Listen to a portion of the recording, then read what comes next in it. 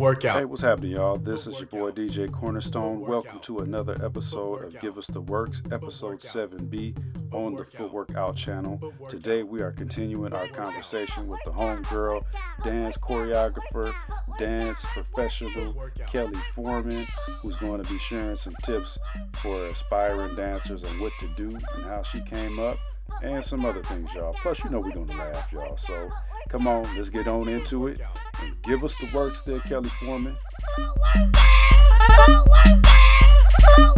Meditative concentration type vibe as you're learning it. It's especially when you're in person, it's just so much easier to retain the information because you care so much about it. You know what I mean? And there's certain things that in Buddhism align with how they describe how people from Chicago describe transforming their emotions into movement on the floor, like transforming anger, transforming pain. There's like teachings that we studied that it's being done in a physical way, in like plain sight. And so when I've like learned about it, and I'm like, oh, it'd be great to be able to practice this because we all have things that we've gone through. And then all of a sudden, like, here's this awesome form that's completely raw about that. And I happen to have teachers that are completely describing that process. And it's like, now I get to practice it. So there's no separation between like footwork and my spiritual practice at all, and I don't know if there ever has been a separation between dance and spirituality for me, but I will say it has intensified because I never knew, as a Midwest woman, what to do with some frustration and anger when all the social norms just tell you to be nice, and now it's like, okay, I really get to like work with it and be raw with it, and that's accepted. And there's like there's a huge type of power behind that. So anyway, I just thought I'd bring that up. I don't know why I brought that up. Oh, I'm gonna tell you why you brought it up, because you helping me and whoever else is watching. You and what you just said just upped my dance game, period. You had me thinking, like, I'm over here reflecting, like, for one, like, wow, like, even if I was just a freestyle, I could like tell a story. Yeah. And two, I'm thinking like, and I'm thinking like, I could probably communicate to someone what I observe, how they feel, just by right. And speak to them. And I'm like, man, hold on now. And then had me thinking too, like, emotionally, I realized, like, looking back, my personal opinion, I feel like I did better when I was joyful and dancing rather than when I was sad or even angry. I remember I even danced when I was mad, and it just I don't know. I don't think I went as long when I was mad. But yeah, there's definitely a spiritual connection to it. And it's like, man, you just man, I can't wait. I gotta start laughing it. Yeah, no, you already have. There's no way, but it's good to just have context sometimes, and I guess, yeah. But one thing I will say is, have you seen Avatar: The Last Airbender? Yeah, the cartoon, man. Watched the whole series, Korra, Legend of Korra, all the mugs. My wife put me on that, man. I'm like, what are you talking about? When we got married, she's like, what is this? And it's live. Like, and it very much relates to footwork and dance. And I remember actually one of like the originators of Light Feet, Crybaby, I had like a 3-hour interview with him one time. I did it for a school project when I was finishing my degree. And he was talking about it with Light Feet. He was talking about the avatar state. Anyway, so you know how in that series Zuko like loses his ability to create fire because Yeah. he lost his biggest enemy. Yeah. And then he's got to go through this whole process and journey to figure out how to use a different life force, and then ends up being, oh my gosh, like there's so much more power Yeah. in this dragon like eternal cosmic force. And I'm like, okay, that's all great and metaphorical, but how do I do that? So that's what I'm trying to figure out. Yeah. I know I snap when I'm angry, I snap, but then right, you get tired quick. So yeah, what's that process of the eternal flame? I don't know. Yeah. Man, yeah, you got me going back because I remember, yeah, the two dragons, they were like the last existing dragons, and they were in harmony and sync. They flowed, and it wasn't all violent. It was all about love and all that. Right. Yeah, and they had it all wrong because they was teaching them like go with, be fierce or whatever, be hard, and it wasn't even about that. It was like if you come out of love with it, you could do way more with this fire thing. But yeah, dang, yeah, man. Yeah, that's dope, Kelly. That's a dope analogy. That's a dope analogy. I'm glad. I'm glad Yeah. that that one sits. Yeah, because that's such a good show for artists, I think, especially. So. Man, for real. I wish they'd continue on. I know Cora is all kicking it in the spirit world with her friend. You know, they need to come back off a vacation and make another. Come back. Yeah. Yeah, for real, man. Oh shoot, man. So I gotta come up with some more questions. I'm trying not to. You know what? I'm gonna shoot straight to this one here. And it was the same one I asked last time towards the end, but I'm asking now. Okay. Since you put out there like a lot of what you've experienced, the different stages you've been on, and about you teaching and learning. So for the person, the young person, old person, whoever's decided, I want to dance, like, and I want to pursue this. What would you tell them? What would you say to them? Are you saying dance in general? Dance in general. Yep. Okay. Oh gosh. Well, first of all, I'd say, where are you located? What's a local? What's the local street dance scene like? Freestyle scene? Are you interested in that? Okay. What is the local club scene like? Are you old enough? And then I would ask about, okay, what are the local studios and who's teaching and what styles are you interested in? I go the other way around because I think that we've relied in the past 20 years too heavily on dance studios, and we've lost the ability to social dance, to have a lot of social and the club has turned into this place where people get really messed up on alcohol and drugs. And they like do, I mean, the movement is fun, but like what is that? Even the street battles, the street dance battles, you go in and everybody, there's like a cipher, there's like one cipher, but it's not even a cipher. I just call it a dance circle, because when you see a cipher, you feel it. You don't see it.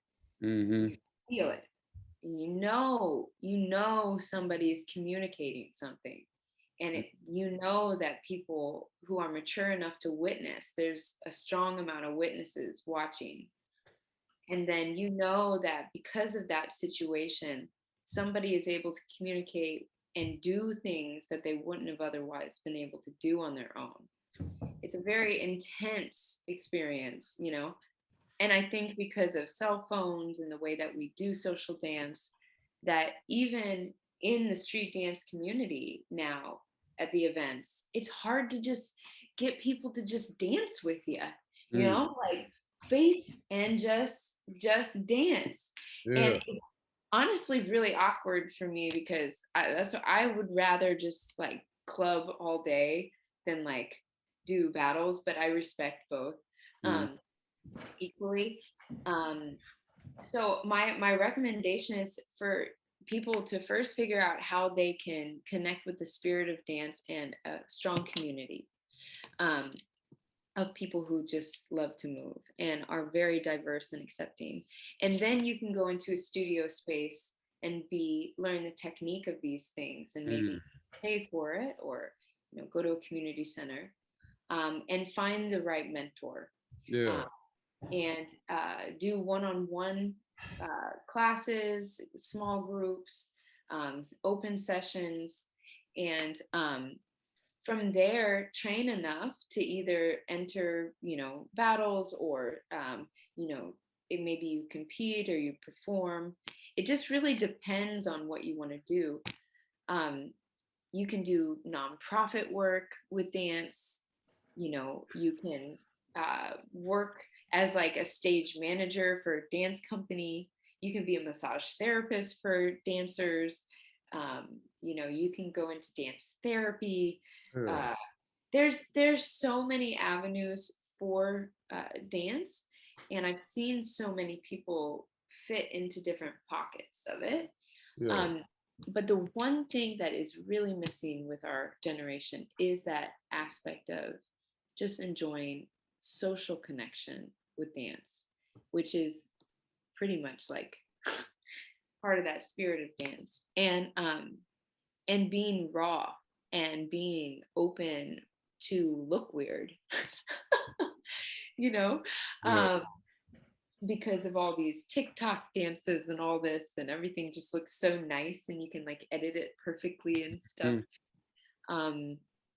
It loses the authenticity of it. So yeah, I think you also, like, if you're going to go into the commercial world, you got to make sure that you're training a certain way and have a certain mindset as you're going in to remain healthy. A lot of people in LA go a little bit egocentric, which is I think is a mental illness. It's like too much of this and not enough just normal human to human connection. And so I think just as long as people find a way to stay balanced in those spaces, that's always my recommendation going into LA. And then like teaching, like you don't just dance and then teach. You dance and then you learn how to teach, and then you teach. And as you teach, you have to train yourself more and more on how to teach. It's not just like you're a good teacher because you're a good dancer. No, like I've been through hours and hours of teacher trainings, like since I was 14. Like you have to learn how to teach. And that involves learning how to be a kind person, really. Coming down. You said, so I don't mean, if you got more to say, just can you remind me, come back to what you just said. I think that was all, but yeah. Okay, that was all good guidance, real good guidance. Yeah, that was a lot. Yeah, when whoever's watching, make sure you rewind that and watch this a couple of times.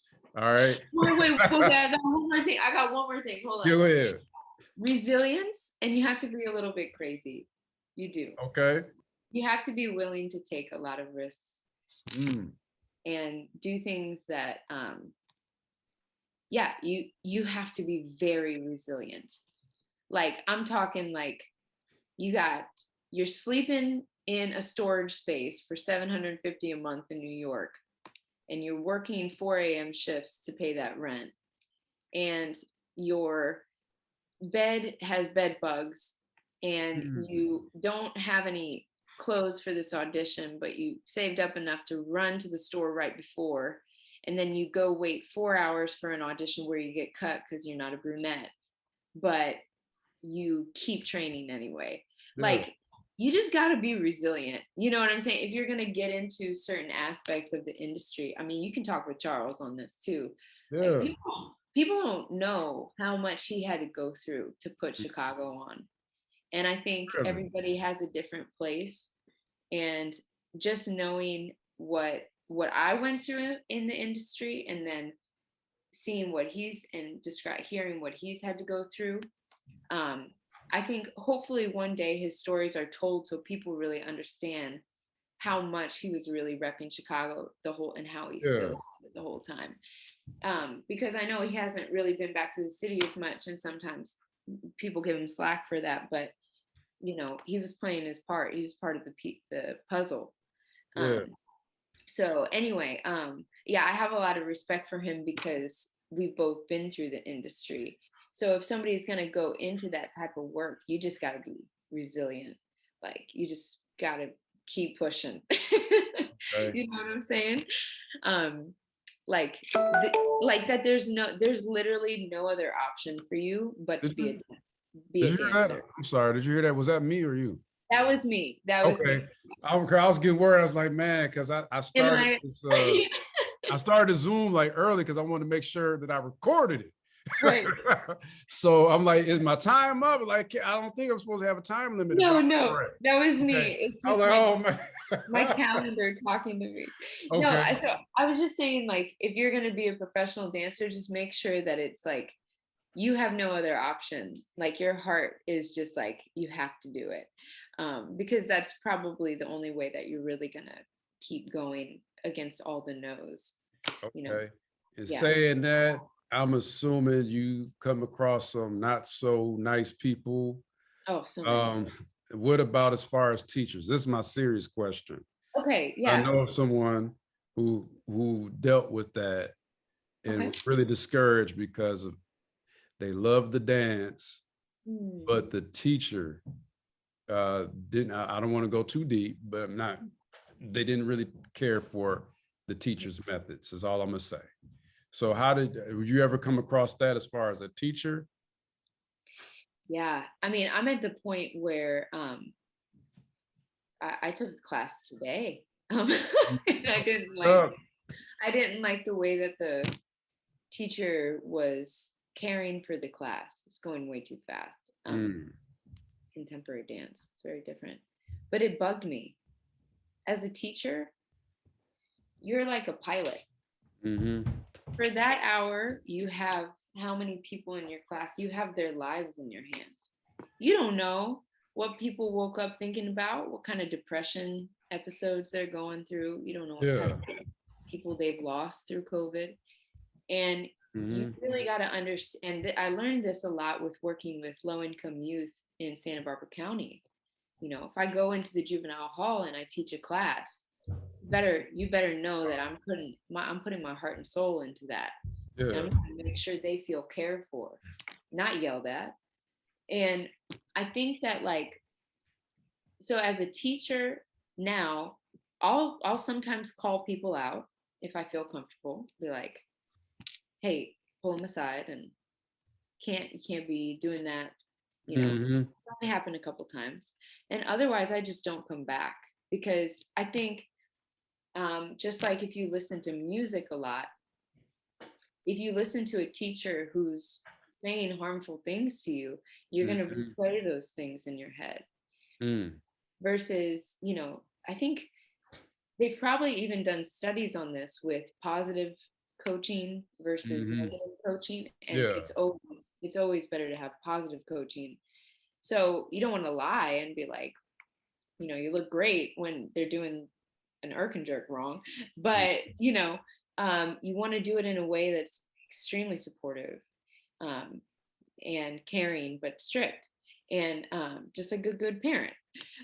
So honestly, I just say, well, just find another teacher, because there's always, in that style, you might have to drive all across this country to find a good teacher.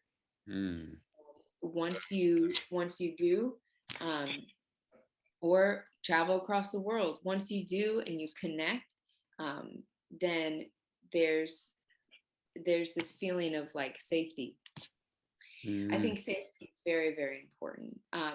But again, you know, there's mistakes I've made as a teacher where I've had people cry in my class, and I had to go home and really sit with what did I do? Like, was I too strict? And how do I become a better teacher? And, you know, a lot of trainings along with that. So I think us as teachers, we have to be accountable for everything that happens in our class. Just like if you're flying a plane and there's like, you know, you know you messed up.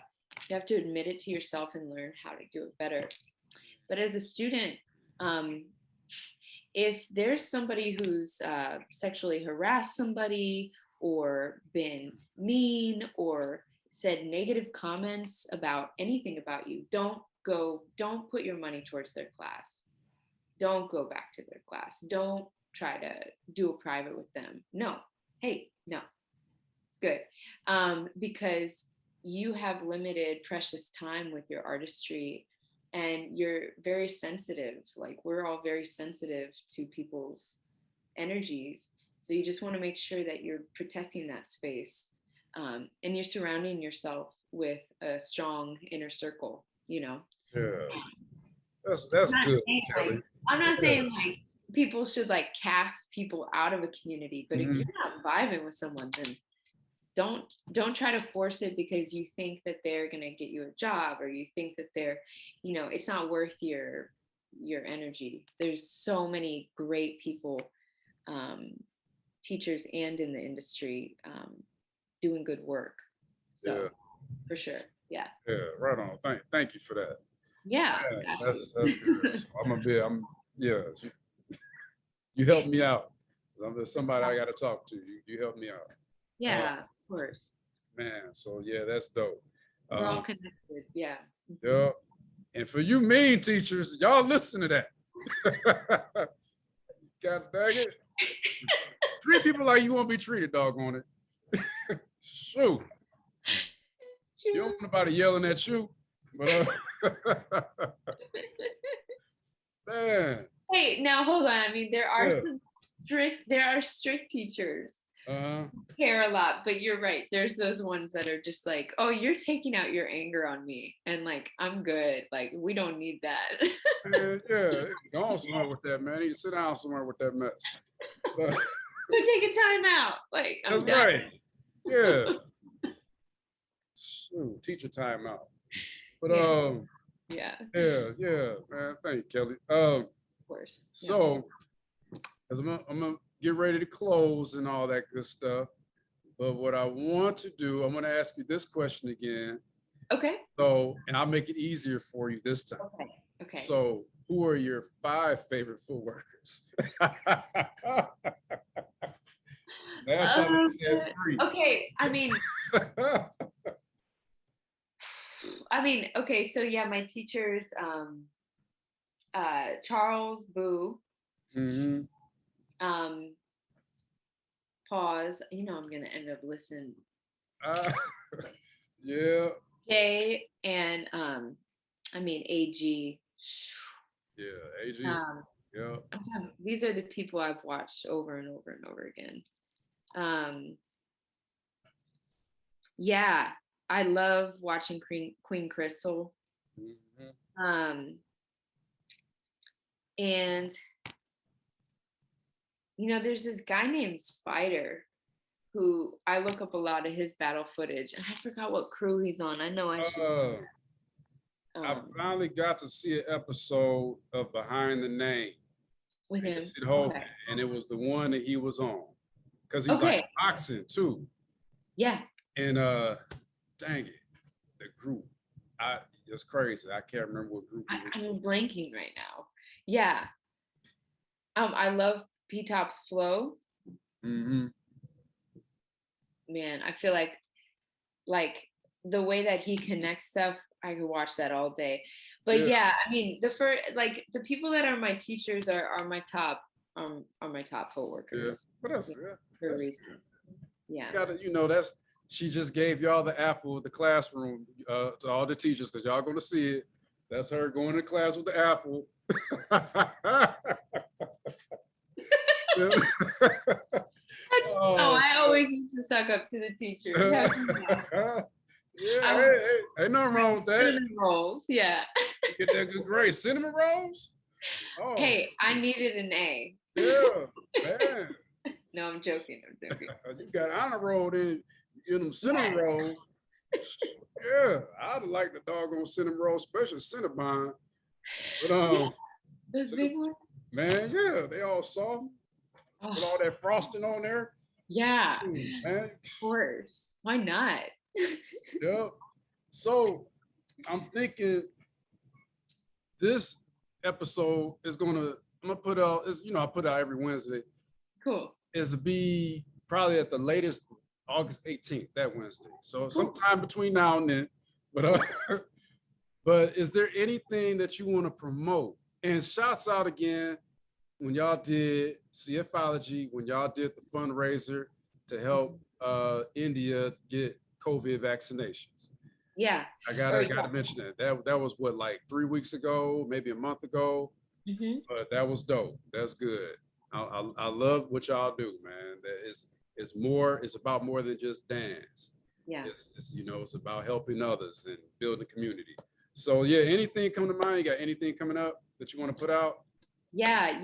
That CFology fundraiser, we raised funds for COVID relief packages and some food for the homeless, or the families that are waiting outside or waiting in the hospital that don't have enough food. So it was kind of, because over there, it's a very intense situation with the hospitals already. Mm-hmm. Like you walk into a hospital and everybody's sleeping on the floor.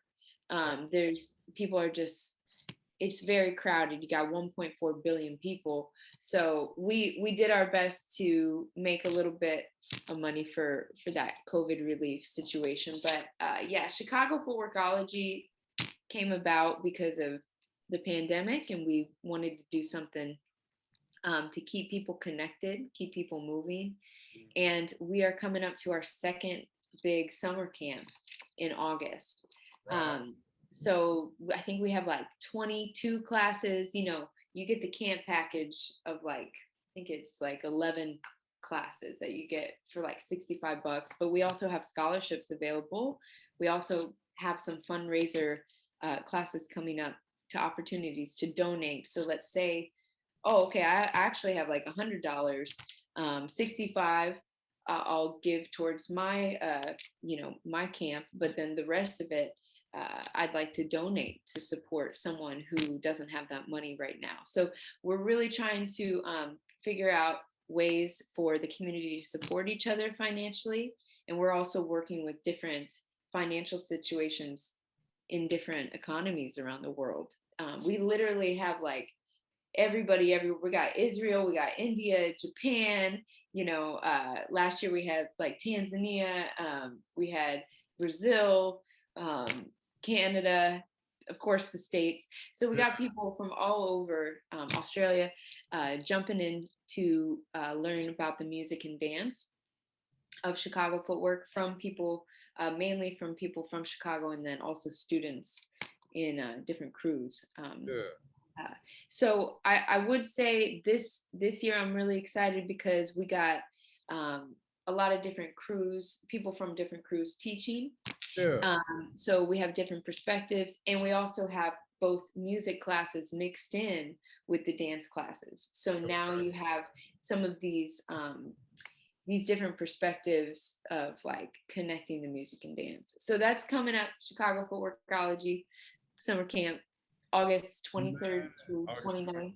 29th, okay. Yeah, and also I teach online foundation classes. So if you do want to learn some footwork, hit me up at Kelli Forman, Kelli Forman on Instagram, and they're really cheap. And Charles teaches, Mickey teaches every week online. And I know like people like J-Ron, P-Top, they do privates and stuff. So just if you have any questions about how to get connected in and plug into some awesome teachers online, just, hit me up and I'll connect you with peeps. And other promotional things, no, I can't think of anything else. That's a lot right there, though. That was enough. Yeah, that's a lot. Okay. Hey, that's dope. So, and thank you. Put your contact information there. But ladies and gentlemen, and Kelli, I want to thank you so much for this. I really appreciate it. I enjoyed it, learned a lot. Hold up, there we go. I got to do that back. And the piece and everything too. Yes. But yeah, man, I know everybody learned a lot. Like your energy, your personality, keep it up. You're very inspiring. And ladies and gentlemen, give it up for Kelli Forman. Thank you so much. Yeah, appreciate your work. Keep sharing your light, okay? It means a lot to a lot of people. Yeah. I appreciate that, Kelli. I will. And I mean that. You encouraged me because I was feeling a little bit down. Yeah. You know, but what you said earlier, be resilient. So keeping it going. So yeah, man, God bless you. And Jed, the homie Jed. Hopefully I get to meet Jed and talk to Jed because I don't think you said it, but you told me before, like he's a popper, you know, from the East Coast. So yeah, gotta shout out Jed. But yeah, y'all take it on easy. And I'm gonna close. I'm gonna pause it. Okay. I'm gonna stop the video recording, and then because it was something else. All right, y'all. This has been the Footwork Out channels. Give us the works with Kelli Forman from Creation Global and CFology. Y'all have a good night. I'm finna stop this video and let me make sure I do this the right way. Yeah, peace. Right on there, Sister Kelli. Man, she cooling in the mug, ain't she, y'all? Hey, y'all make sure y'all support. Look her up. She's got her Instagram account. I'm showing it on the screen. Also, she got her own website. Man, she ain't even go through half of all the stuff that she's done on this interview. She's got plenty other dance exploits, I want to say, or I guess that's the word. You know, I need to stop trying to use big words. Dance stuff, how about that? Yeah. But anyway, man, yeah, KelliForman.com, man. And check out that event she was talking about. CFology's got going on the end of this month, end of August. Hey, dig it. Next week, man, we got the man himself, the legendary Trax Man. Y'all stay tuned, man. Every Wednesday, man. You don't want to miss it. You know, he's got a whole bunch of footwork knowledge. Matter of fact, goes all the way to house music. Even before that, man, funk. So keep in tune, keep in touch, and all that good stuff. But until then, take care of yourself. God bless you. And Footwork out.